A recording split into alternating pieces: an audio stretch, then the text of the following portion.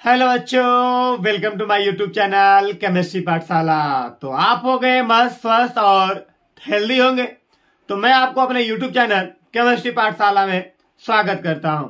तो सभी बच्चे क्लास में जल्दी से लाइव आ जाएंगे ताकि हम क्लास 10th का चैप्टर नंबर 3 धातु और क्या अधातु नामक पाठ को बहुत ही जल्दी से सुगमता से आसानी से क्या करें, चला सके। तो सभी बच्चे क्लास में जल्दी से लाइव आ जाएंगे। तो हम लोग स्टार्ट करते हैं। हम लोग क्या करते हैं, स्टार्ट करते हैं कि हमारा धातु अधातु क्या होता है। तो जैसा कि आपको पता है कि धातु अधातु किसे कहते हैं, तत्व को ही कहते हैं। तत्व का एक क्या है, गुण है। धातु अधातु तत्व का क्या है, गुण है। और तत्व क्या होता है, तो तत्व किसी पदार्थ का सबसे छोटा क्या होता है, कण होता है, जिसे भौतिक या रासायनिक विधि द्वारा सरल भागों में तोड़ नहीं सकते हैं, है ना। यही हमारा क्या है, तत्व है। तत्वों को बताया गया कि तत्व हमारे इस प्रकृति में अब तक जो है कुल तत्वों की संख्या 118 है, जिसमें से 92 तत्व हमारे क्या है, कृत्रिम है। नहीं, 92 तत्व क्या है, प्राकृतिक है, और हमारे 26 तत्व क्या है, कृत्रिम। ठीक है। अब इतने हमारे तत्व थे। अब इतने सारे तत्वों को हम आसानी से अध्ययन तो कर नहीं पाएंगे। इनके भौतिक गुण अलग अलग होंगे, रासायनिक गुण अलग अलग होंगे। तो इनके गुणों को अध्ययन को सरल बनाने के लिए हमारे वैज्ञानिकों ने बहुत सारा क्या किया, वर्गीकरण किया, प्रयास किया। अलग अलग प्रकारों से अलग अलग आधारों पे वर्गीकरण किया। तो उसी में से एक आधार आता है क्या, धातु और क्या अधातु। तो इसी धातु अधातु को हम पूरे इस चैप्टर में क्या करना है, पढ़ना है। ठीक है भैया। तो आइए, तो सबसे पहले हम जानते हैं कि हमारे तत्व क्या होते हैं, है ना। तत्व के बारे में जानेंगे कि तत्व क्या होते हैं। तत्व की इंग्लिश होती है क्या, एलिमेंट होती है। क्या होती है, एलिमेंट होती है। कि तत्व हम किसे कहते हैं, ठीक है, हम एलिमेंट किसे कहते हैं। ठीक है। तो एलिमेंट हमारा क्या होता है, तो तत्व वे पदार्थ होते हैं, तत्व वे अति सूक्ष्म, तत्व वे अति सूक्ष्म पदार्थ होते हैं जिन्हें भौतिक या रासायनिक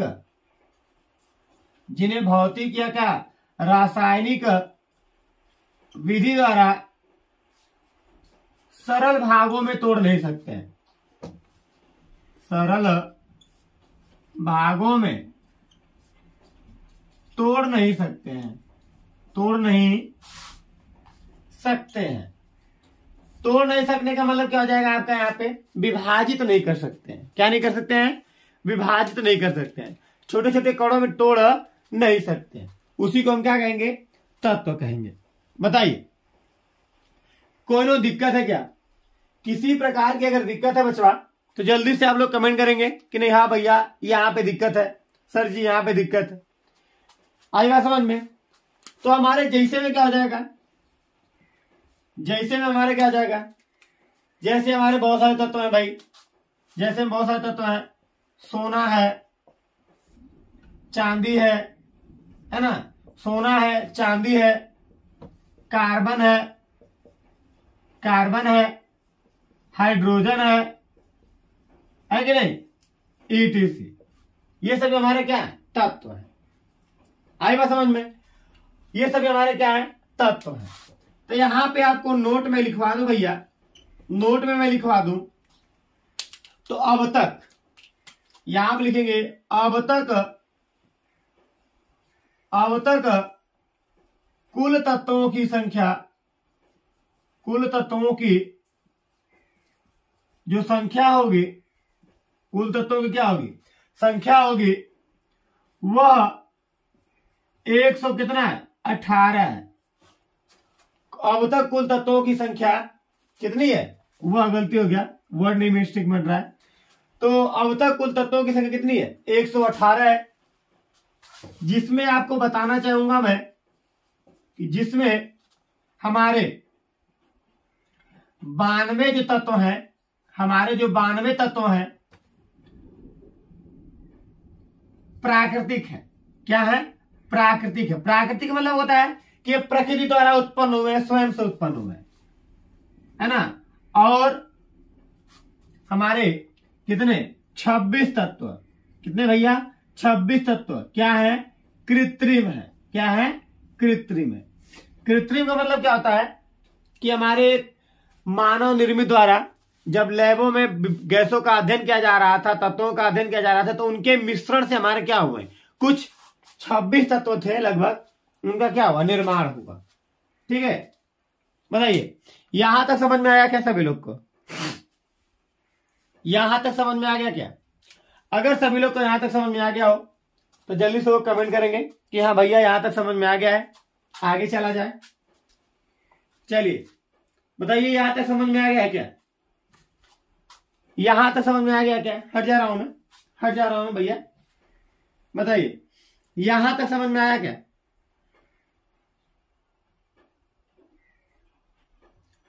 चलिए यहां तक समझ में आ गया हो तो हम लोग आगे चलते हैं। तत्वों के बारे में हम लोग पढ़ लिए। अब 118 तत्वों का वर्गीकरण भी जान जाते हैं। तो यहां पे लिखेंगे आप, यहां पे लिखेंगे आप कि लिखेंगे आप कि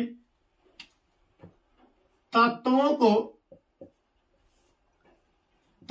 को उनके भौतिक एवं रासायनिक, भौतिक एवं क्या? रासायनिक तत्वों को उनके भौतिक और रासायनिक गुणों के आधार पर कितने भागों में बांटा गया? निम्नलिखित 4 भागों में बांटा गया। गुणों के आधार पर निम्न 4 भागों में बांटा गया। 4 भागों में बांटा गया। वो 4 भाग कौन कौन से थे? पहला, दूसरा, तीसरा, चौथा। पहला आपका क्या था? पहला बहुत ही सुंदर स्वरूप हम जानते हैं क्या है? धातु है। दूसरा है अधातु है ना। और तीसरा आपका क्या है? उपधातु है। और सभी लोग इतना ही बताते हैं, कि धातु और धातु है क्या है? उपधातु है। लेकिन एक और होता है जो कि क्या होता है? निष्क्रिय होता है। क्या होता है? निष्क्रिय होता है। इसका नाम क्या होता है? अक्रिय भी बोलते हैं लोग। क्या बोलते हैं? अक्रिय गैसें, है ना। अब आपको बता दो, तो धातु को अंग्रेजी में आप लोग क्या बोलते हो? धातु को अंग्रेजी में आप क्या बोलते हैं? मेटल बोलते हो। क्या बोलते हैं? मेटल बोलते हो। और धातु को क्या बोलते हो आप? नॉन मेटल बोलते हो। क्या बोलते हो? नॉन मेटल बोलते हो। और उपधातु को आप क्या बोलते हो? मेटलाइड बोलते हो। क्या बोलते हो? मेटलॉइड बोलते हो। क्या बोलते हो? मेटलाइड बोलते हो। और इसको क्या बोलोगे आप? नोबेल गैस बोलोगे। क्या बोलोगे? Noble gas. नोबेल गैस आप बोलोगे। ठीक है, बताइए यहां तक अगर आप लोग को समझ में आ गया हो, वर्गीकरण ही हमने पढ़ा। अगर आपको यहां तक वर्गीकरण समझ में आ गया है तो जल्दी से इसको उतारेंगे रफ पे, ताकि हम लोग आगे की तरफ बढ़े। यहां तक आप लोगों ने उतार लिया है तो हम लोग आगे बढ़े। बताइए, चलिए तो हम लोग सबसे पहला अध्ययन करते हैं किसके बारे में? सबसे पहले अध्ययन करते हैं किसके बारे में? धातु के बारे में। क्योंकि हमारा पहला पॉइंट क्या है? धातु है ना। क्या है पहला पॉइंट? धातु है। सभी लोग हेडिंग लिखेंगे धातु। सभी लोग मिलके जल्दी से हेडिंग लिखेंगे क्या? धातु लिखेंगे। क्या लिखेंगे? धातु लिखेंगे। सभी लोग हेडिंग लिखिए धातु। धातु किसे कहते हैं? यानी कि क्या? मेटल किसे कहते हैं, मेटल, है ना, मेटल किसे कहते हैं। तो लिखेंगे कि वे तत्व जो इलेक्ट्रॉन त्याग कर इलेक्ट्रॉन क्या करके त्याग कर धनायन बनाते हैं। क्या बनाते हैं, धन आयन बनाते हैं। क्या करते हैं, धनायन बनाते हैं। उसे क्या कहते हैं, तत्व कहते हैं। उसे क्या कहते हैं, तत्व कहते हैं। उसे क्या कहते हैं भैया, तत्व कहते हैं। बताइए, हमारे जो भी तत्व होंगे अगर वो अपने अंदर से इलेक्ट्रॉन का क्या करेंगे, त्याग करेंगे, क्या करेंगे, त्याग करेंगे, तो उसको हम क्या बोलेंगे, धातु बोलेंगे। क्या करेंगे, धातु बोलेंगे। जैसे में हमारा क्या हो जाएगा, जैसे में हमारा क्या हो जाएगा, जैसे में हमारा हो जाएगा सोना हो जाएगा, है ना, चांदी हो जाएगा, सोना, चांदी, एल्यूमिनियम, क्या हो जाएगा, एल्यूमिनियम हो जाएगा। फिर यहां पे क्या हो जाएगा, कॉपर हो जाएगा, है ना, आदि। क्या हो जाएगा, आदि। ये सभी हमारे क्या है, धातु है। क्या है भैया, धातु है। आई बात समझ में भैया लोग। चलिए, आखिरकार हमने धातु के बारे में पढ़ा कि हमारे ऐसे तत्व जो इलेक्ट्रॉन क्या करेंगे भैया, त्याग करेंगे, और जो इलेक्ट्रॉन त्याग करेंगे उन्हीं को हम क्या नाम देंगे, धातु का नाम देंगे। क्या नाम देंगे, धातु का नाम देते हैं। ठीक है, उतार लीजिए यहां तक, आप सभी लोग उतार लीजिए, लिख लीजिए कॉपी पे, अपने नोट कर लीजिए। चलिए, यहां पे लिखेंगे नोट में करके लिखेंगे कि इस तत्व को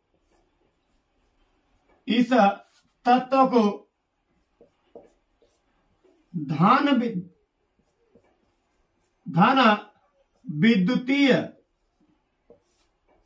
विद्युतीय तत्व भी कहते हैं। क्या कहते हैं, धन विद्युतीय तत्व भी कहते हैं। मतलब कि इनको हम क्या कहते हैं, धन विद्युतीय, यानी विद्युत के धनात्मक आयन वाले क्या कहलाते हैं, तत्व कहलाते हैं, है ना। विद्युत के क्या कहलाते हैं, धन आयन वाले क्या कहलाते हैं, तत्व कहलाते हैं। यहाँ पे इस लिखा गया है ना, इस तत्व को धन विद्युतीय तत्व भी कहते हैं। बताइए, ठीक है, समझ में आया यहां तक। अच्छा, प्रश्न यह बनता है कि जब इलेक्ट्रॉन त्यागते हैं तो ये धनायन क्यों बनाते हैं, ऋण आयन क्यों नहीं बनाते हैं। तो इसका भी हमारा नोट पॉइंट 2 लिखेंगे आप लोग। नोट पॉइंट 2 में लिखेंगे, हम जानते हैं कि किसी परमाणु में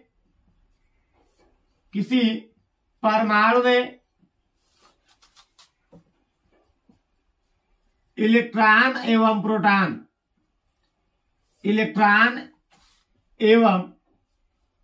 प्रोटॉन बराबर होते हैं। क्या होते हैं, बराबर होते हैं। क्या होते हैं भैया, बराबर होते हैं। मैंने आपको बताया अभी, किसी भी जो परमाणु होंगे उस परमाणु के अंदर जो हमारे इलेक्ट्रॉन होंगे, जो प्रोटॉन होंगे, उनकी संख्या हमेशा क्या रहती है, बराबर रहती है। क्या रहती है, बराबर रहती है ना। अब बराबर रहती है तो होगा क्या कि यदि परमाणु में जितने प्रोटॉन की संख्या की वृद्धि होगी, यदि परमाणु में जितने प्रोटॉन अधिक, उतने ही तत्व पर धनावेश। ठीक है, यदि हमारा कोई परमाणु है, उस परमाणु के अंदर से इलेक्ट्रॉन बाहर निकल जाएंगे। जैसे अभी सोडियम बता रहा हूं मैं, सोडियम के बाह्यतम कोष में एक इलेक्ट्रॉन बचता है और वह एक इलेक्ट्रॉन अपना त्याग दिया, इलेक्ट्रॉन त्यागा, तो वृद्धि किसकी हुई? प्रोटॉन की। किसकी वृद्धि हुई? प्रोटॉन की हुई। तो कितना का वृद्धि हुआ? एक का हुआ, क्योंकि आपको पता है 11 इलेक्ट्रॉन 11 प्रोटॉन। तो एक इलेक्ट्रॉन त्याग दिया तो कितना का वृद्धि हुआ? प्रोटॉन में एक की वृद्धि। इसलिए आप देखेंगे तो सोडियम के ऊपर कौन सा आवेश आता है? प्लस का आवेश आता है। और कितने प्लस? एक प्लस का आता है। कैल्शियम ने 2 इलेक्ट्रॉन त्याग दिया तो उसमें प्रोटॉन की वृद्धि कितनी हो गई? 2 की, इसलिए उसके ऊपर क्या आता है? 2 प्लस आता है। आयरन है, आयरन 3 इलेक्ट्रॉन त्याग दिया तो उसके ऊपर कौन सा आवेश आता है? 3 प्लस आता है, क्योंकि इसमें 3 प्रोटॉनों की क्या होगी? वृद्धि होगी। उसी तरह यहां पे इलेक्ट्रॉन के बारे में, यदि परमाणु में जितने इलेक्ट्रॉन अधिक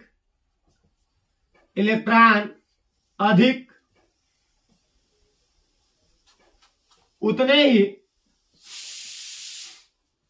ही तत्व पर क्या बनेगा? ऋणावेश। क्या बनेगा? ऋणावेश बनेगा। बताइए, यहां तक सभी लोगों को समझ में आ गया है? बताइए, यहां तक अगर सभी लोग को समझ में आ गया है तो कॉपी पे जल्दी से नोट करेंगे।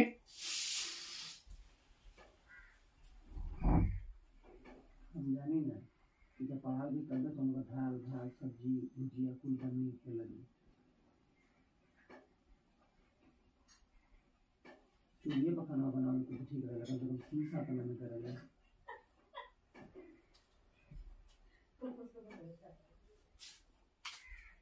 चलिए, यहां तक आप सभी लोग उतार लिए होंगे, कॉपी पे नोट कर लिए होंगे। तो हम लोग आगे चलते हैं ना भैया। अब हम लोग पढ़ते हैं धातु के गुण के बारे में। किसके बारे में? धातु के भौतिक गुण के बारे में, कि धातु का भौतिक गुण क्या होता है, इसके बारे में हम लोग अध्ययन करते हैं ना भैया। आगे टॉपिक हम लोग बढ़ाते हैं धातु के भौतिक गुण के बारे में। तो लिखेंगे यहाँ पे फिजिकल प्रॉपर्टीज ऑफ मेटल, लिखेंगे धातु के भौतिक गुण। धातु के भौतिक गुण के बारे में, धातु के भौतिक गुण के बारे में, फिजिकल प्रॉपर्टी ऑफ मेटल।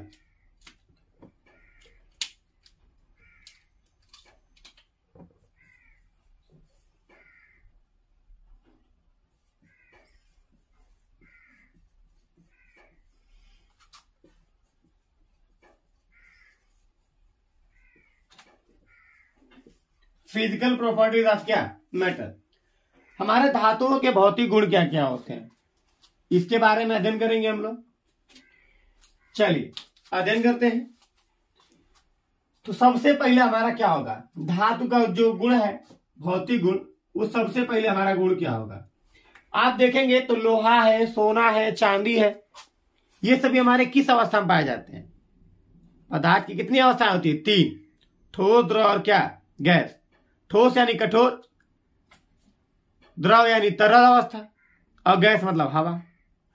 तो हमारा जो लोहा, सोना, चांदी वगैरह, कॉपर का तार, एल्युमिनियम का तार होता है, वह किस अवस्था में पाया जाता है? बताइए। ठोस में। ठोस कैसा हो गया? कठोर हो गया। क्या हो गया? कठोर। तो सबसे पहला तो गुण हमारा यही हो जाएगा कि सभी धातुएं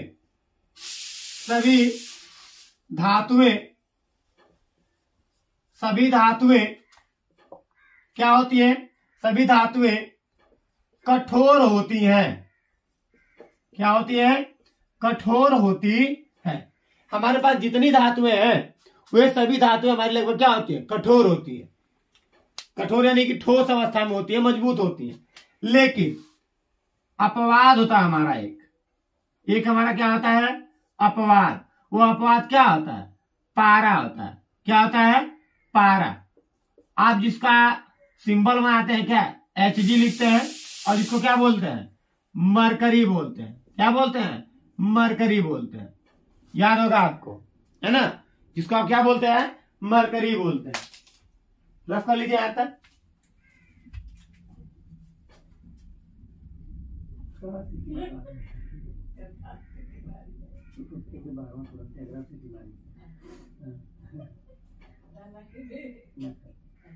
कितना जो ऊपर वाइस कैमरा दे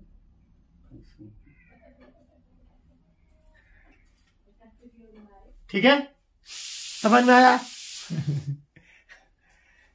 समझ में आया? बताइए। चलिए, दूसरा हमारा गुण क्या हो जाएगा? बहुत ही सुंदर गुण है। दूसरा सुंदर गुण क्या है इसका? कि ये बहुत ग्लो करता है। ग्लो यानी क्या? चमक करता है, चमकता है। तो हमारे क्या हो जाएंगे कि सभी धातुओं में एक विशेष चमक होती है। एक विशेष प्रकार की क्या होती है? चमक होती है। क्या होती है? चमक होती है। एक विशेष प्रकार की क्या होती है भैया? चमक होती है। चमक मतलब शाइनिंग करते हैं, चमकते हैं, ब्राइटनेस होता है इनका, अलग ब्राइटनेस होता है, चमकदार होते हैं ये। जैसे आप सोना को देखेंगे, सोना में एक अलग लेवल का क्या होता है? चमक होता है। चांदी में अलग लेवल का चमक होता है। कॉपर है, एल्युमिनियम है, लोहा का एक अलग चमक होता है। अगर आप उसको स्क्रैच करें, सोना को क्या करें? स्क्रैच करें, लोहे को आप स्क्रैच करें, तो उसकी चमक डाउन होती है? नहीं होती है। चमक क्या होती है? बढ़ जाती है। थोड़ा सा चमक थोड़ा सा और विशेष चमक, मतलब कि उसके अंदर और ग्लो कर देता है ना? उसके अंदर और क्या करता है? ग्लो कर देता है। आई बात समझ में?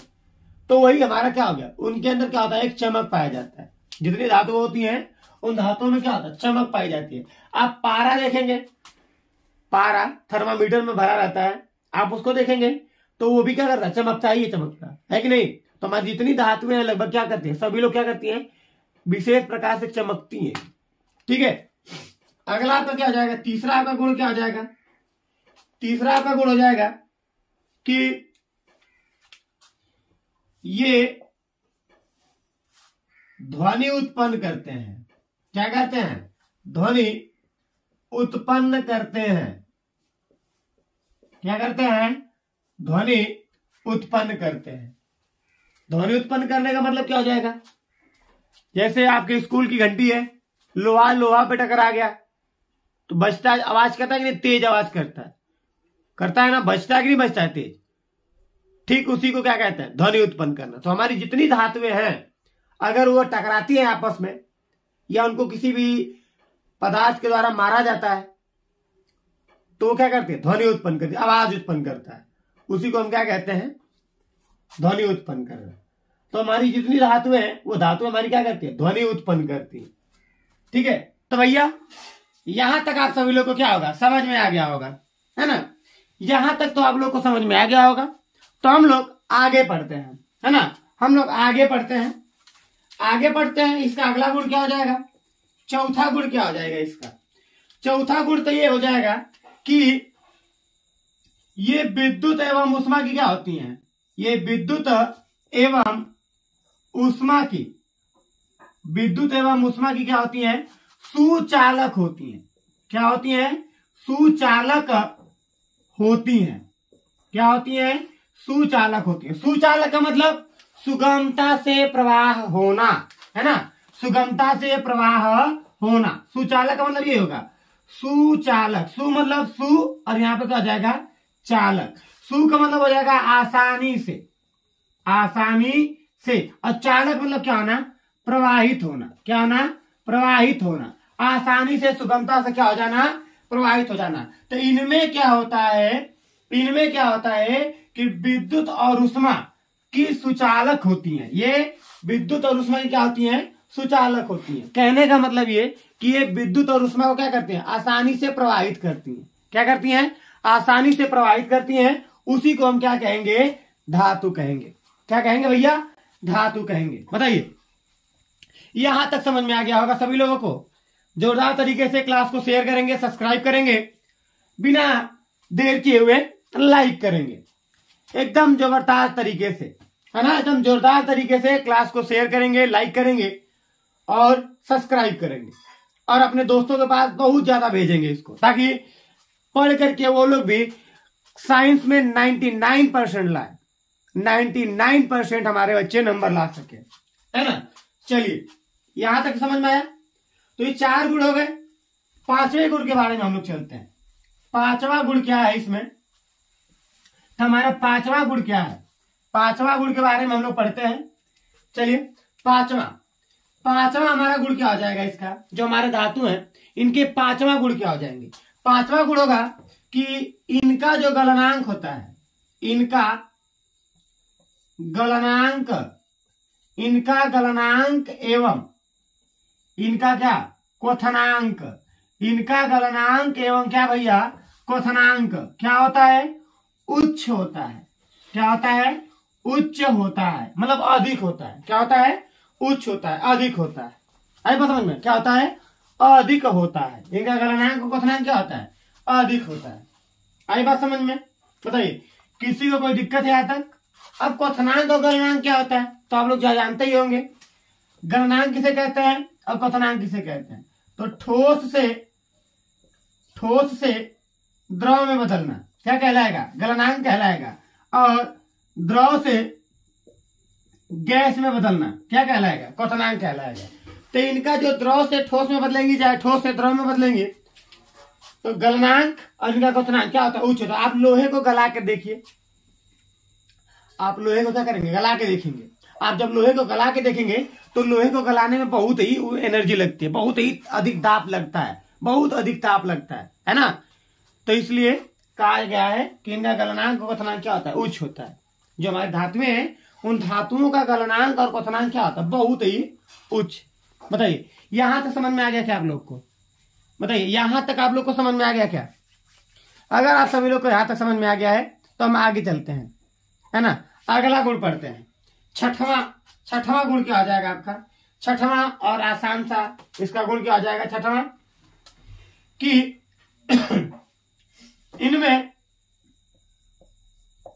इनमें आघात वर्धनीयता,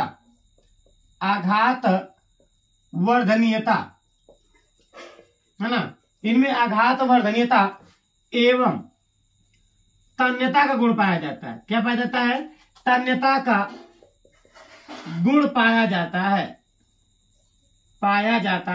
नहीं, किसका गुण पाया जाता है, आघात वर्धनीयता का, और किसका, तन्यता का गुण पाया जाता है। अब आघात वर्धनीयता और तन्यता क्या होती है, बहुत ही सरल भाषा में हम जानेंगे। आघात मतलब क्या होता है, पीटना, और यहाँ पे वर्धन का मतलब क्या हो जाना, फैलना। यानी कि पीटेंगे और चादर की तरह में क्या हो जाएंगे, फैल जाएंगे। अगर पीटने पर अगर उनकी चादर की तरह क्या हो जाए, फैल जाए, तो उसको हम क्या बोलेंगे, आघात वर्धनीयता। और यहाँ पे तन्य का मतलब क्या हो जाता है, तन्य का मतलब हो जाता है खिंचाव। क्या हो जाता है, खिंचाव।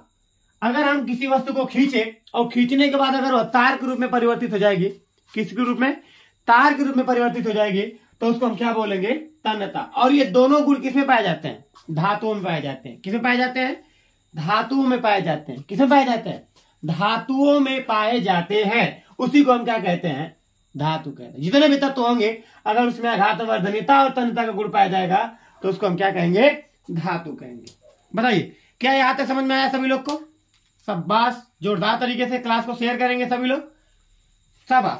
चलिए, अब हम लोग लास्ट और अंतिम और क्लास का अंतिम टॉपिक पढ़ते हैं, हेडिंग पढ़ते हैं कि यदि तत्व का इलेक्ट्रॉनिक विन्यास कर दें, तत्व का इलेक्ट्रॉनिक विन्यास कर दें, क्या कर दें, इलेक्ट्रॉनिक विन्यास कर दें, इलेक्ट्रॉनिक विन्यास करें, तो अंतिम कोष में, कहां पे, अंतिम कोष में, यानी कि सबसे बाहरी कोष में, अंतिम कोष में कितने इलेक्ट्रॉन, 1 2 3 इलेक्ट्रॉन आते हैं तो वे तत्व क्या कहलाएंगे? वे तत्व धातु हैं। क्या है? वे तत्व धातु है। जितने भी हमारे तत्व होंगे अगर उनका इलेक्ट्रॉनिक विन्यास करें, अगर उनके आयतन कोष में 1 2 3 इलेक्ट्रॉन आते हैं तो वे सभी हमारे क्या कहलाएंगे? धातु कहलाएंगे। क्या कहलाएंगे? धातु कहलाएंगे। बताइए किसी प्रकार का यहां तक किसी को दिक्कत है तो हम लोग बताए आपको, और नहीं तो क्लास को यहीं पे हम लोग क्या करते हैं? बंद करते हैं। ठीक है, अगला मिलते हैं अगले वीडियो में अगले टॉपिक के साथ। आज के लिए बस इतना ही। राधे राधे।